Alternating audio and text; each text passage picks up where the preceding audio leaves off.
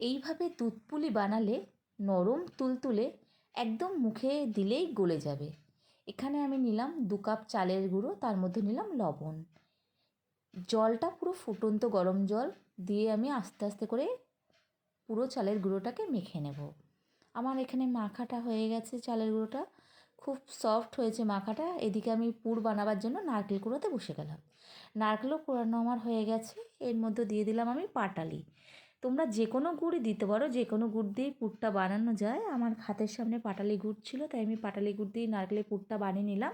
এর মধ্যে একটু এলাচও দিয়েছি, তোমরা দিতেও পারো না দিতেও পারো। আমার পুরটা রেডি হয়ে গেছে। এবার আমি ডো করে এর ভেতর একটু একটু করে পুর দিয়ে প্রত্যেকটা পুরকে সুন্দর করে মুড়ে তোমরা তোমাদের স্টাইল মতন এইগুলোকে পুর করে রেডি করতে পারো। আমি আমার মতন করে করলাম। আমার পুরটাও রেডি, দেখো কি সুন্দর হয়েছে পুরটা। এবার আমি দুধটা দিয়ে দুধের মধ্যে পুরগুলো দেওয়া শুরু করলাম। দুধে পুরটা দেওয়া হয়ে গেলে এর মধ্যে আমি দিয়ে দেব পাটালি। আমি পাটালিটা দিয়ে দিলাম এর মধ্যে।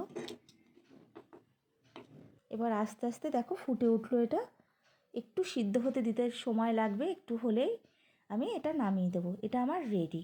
এইভাবে তোমরা দুধ পুলি বানিয়ে খেয়ে দেখো, খুব ভালো লাগবে।